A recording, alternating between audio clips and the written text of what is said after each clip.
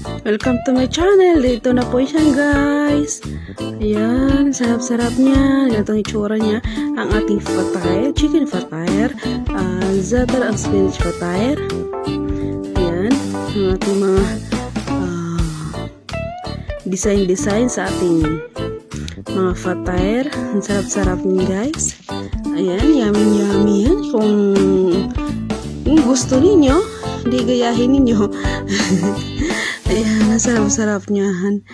Ayan, ang ating fatire, ating fried fatire also. Hindi na puro baked, kasi pwede rin fried.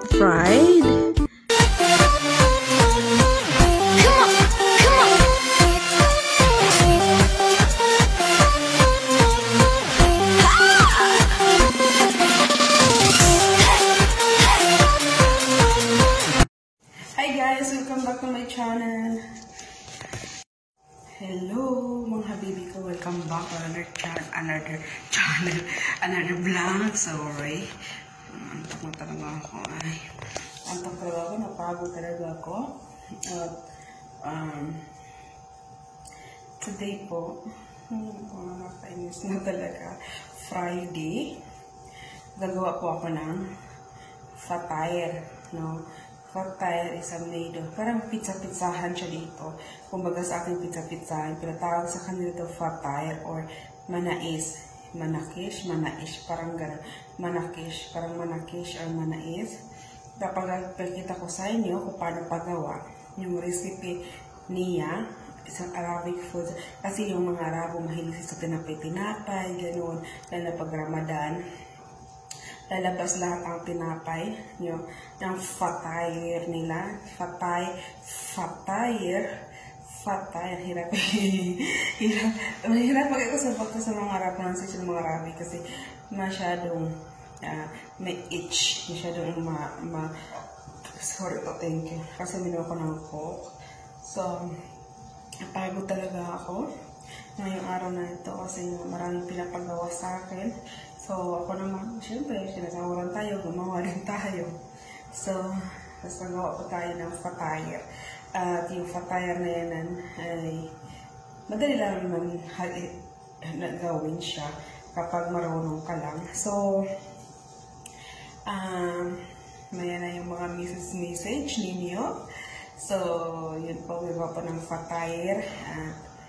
Mga pizza-pizzahan nila dito. So, tingnan ko may tao. Kasi nag-ano ko ng koron naggagawa ko ng kasi nagbutong nga ako. Kasi pa yung mga Pilipino, di ba? Mahilig tayo sa kanin. Sila hindi sila mahilig sa kanin. So, nagawa ko ng fatire. At mapakita ko sa inyo recipe. Kung bago po kayo sa channel ko, please like and share and subscribe. And click the notification bell kung bago po kayo. May background. Ang aking background, may mga buti-buti pa dyan. Mga mineral. Hindi ko natin natanggal. Hayaan mo na siya dyan. So, please like and share and subscribe my YouTube channel guys kung bago po kayo. So, ayun. May nag-message. Hindi ko na alam may join call. Sino kayo? Hindi mo na ako mag-join call na sa inyo. So, please like and share and subscribe my YouTube channel at mapakita ko sa inyo kung paano paggawa ng fatire. So, yun, so once again, sabi ko nga, kapag Ramadan, lumalabas talaga siya. Ramadan, mga sambusa-sambusan niya. Yan. Yung Ramadan is yan yung pinaka-fiesta nila, pinaka-Pasko nila dito. So, mga ano nila, pamanhiin nila kung baga, ganun, kultura nila, culture na nila yan, na tuwing Ramadan, lumalabas siya. Or either hindi Ramadan, so, kung gusto mong magpagawa, gumawa, gusto mong, pwede siya inegosyo, mabinta nga sa mga store niya na nagtitira ng mga fatire. Masarap naman siya, yun nga lang kapag sanay ka sa mga gulay-gulay, tsaka yung, spices. The best, una talaga spices talaga. So, hindi ko na papatagalin. Papakita ko na po sa inyo paano paggawa ng fatire bread. So, napakadaming proseso, napakadaming gagawin. sa mga design lang. So, yan, once again, please like, share, and comment, and click the notification bell na nakikita ninyo sa ating mga screen. So, yun po ang ating mga ating requirements. So, welcome sa aking channel. Si Badiday po ito.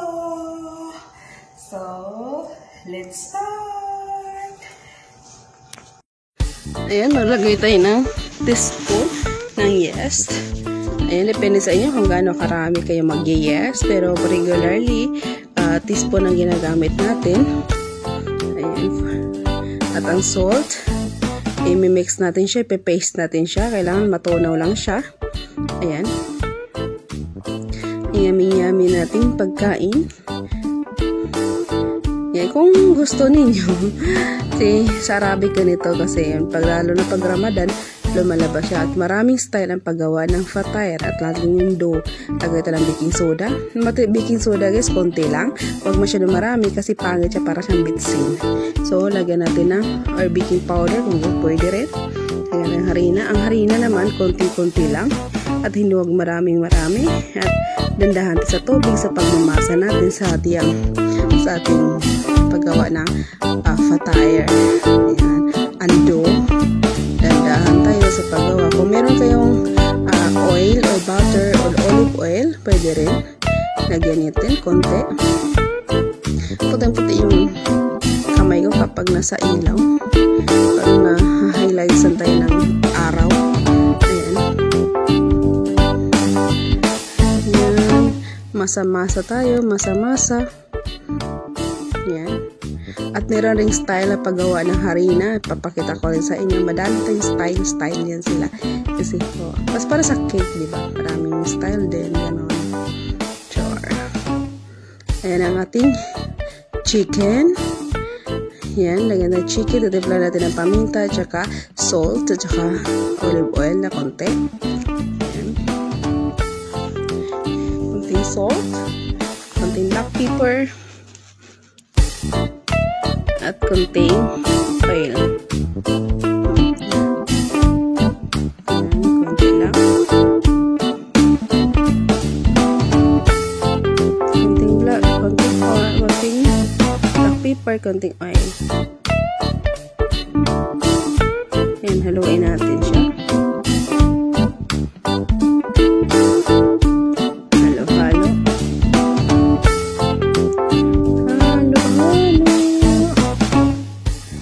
Natin siya. Kailan ma-absorb yung lasa. Kung sa frying pan naman natin, lagyan natin konting oil, lagyan natin yung chicken.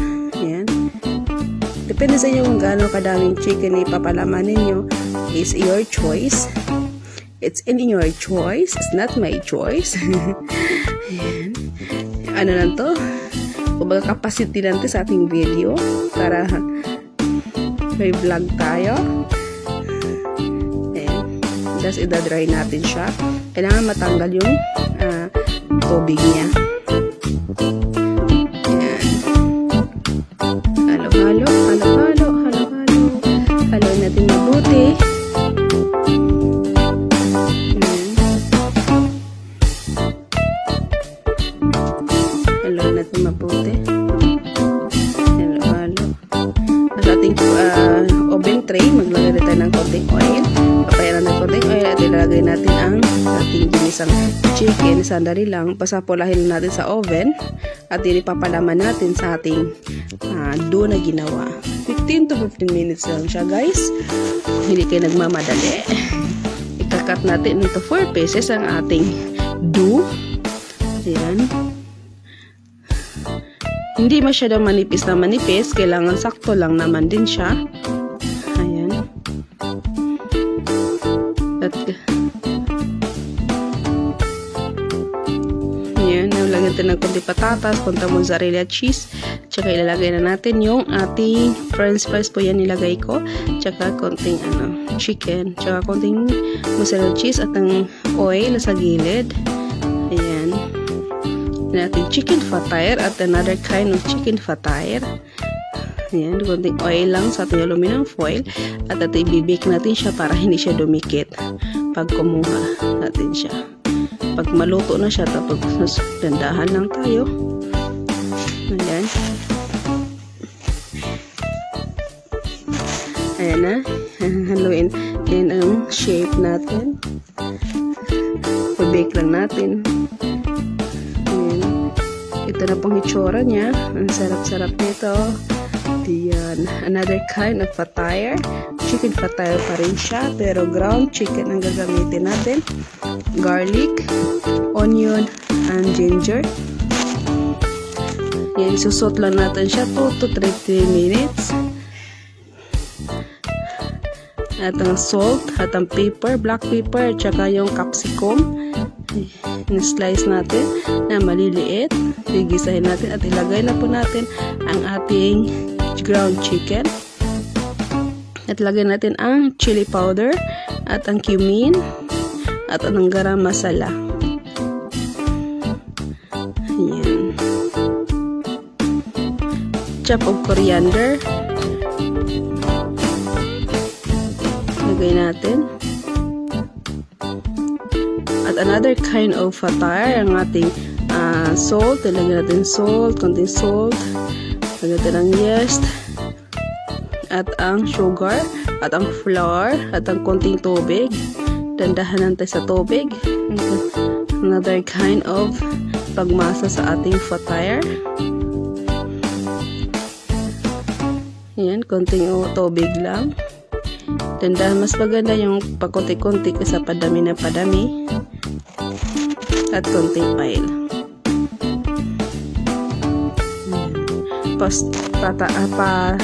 Patubuin lang natin siya. Ayan.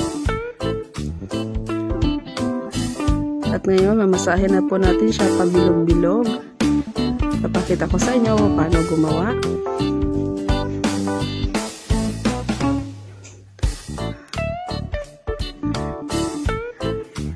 Ayan. Kung meron kayong cup, mas easy.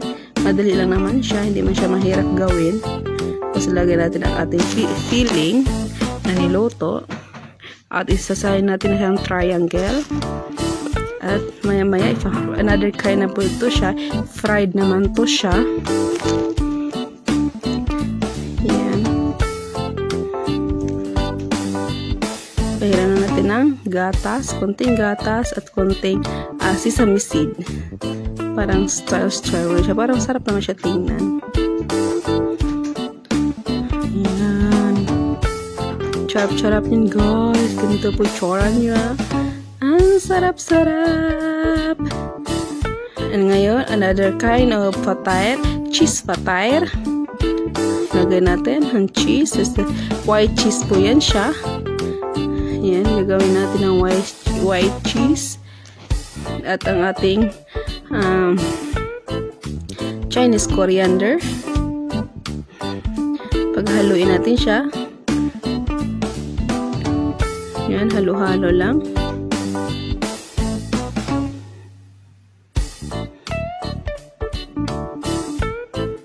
Yan. 1 egg. Ilagay natin ang 1 egg. Paghaluin natin ang ating parmesan cheese. Kung hindi parmesan cheese, wala kayo, Eden cheese.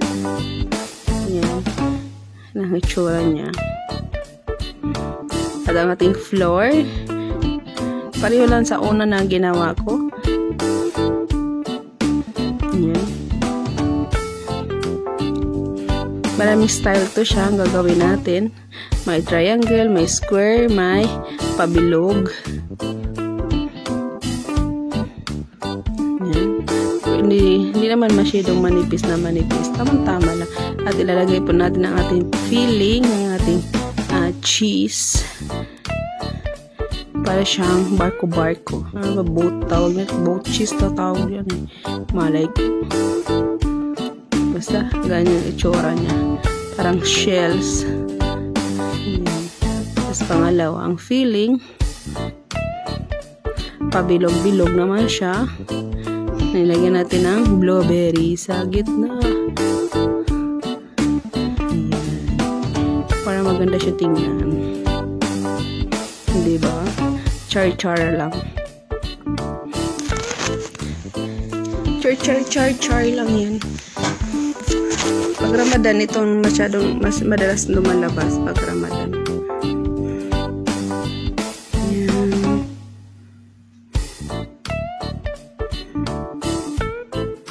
Square na naman. Bibake natin siya.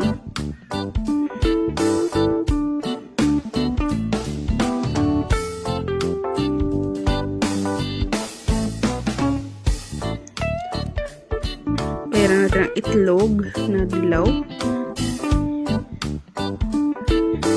Egg yolk po tawag dyan. Yan na po itsura niya. Diba? Looks like yummy. Another kind of fatire naman, ang ating spinach fatire. Ayan. Gisa po tayo ng sibuyas. Ang ating spinach.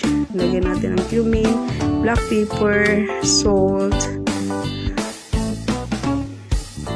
at ang milk para sa ating dough.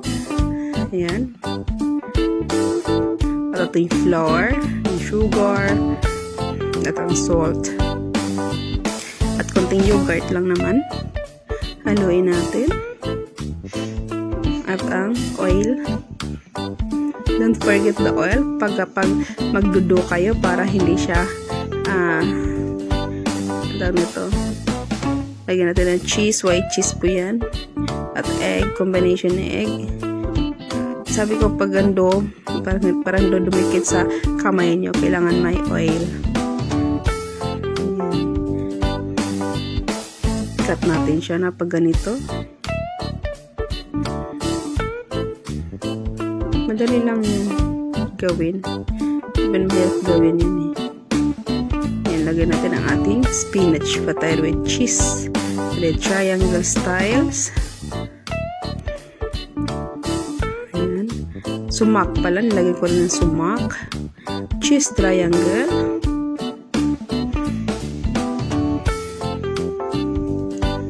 At ang spinach boat. Tawag na pala spinach boats. Lagay ko po sa description box ang ating mga niluluto, ang mga recipes at ang ingredients natin. Check in the description guys. Thank you for watching. Ito na po siya. Thank you. Bye-bye.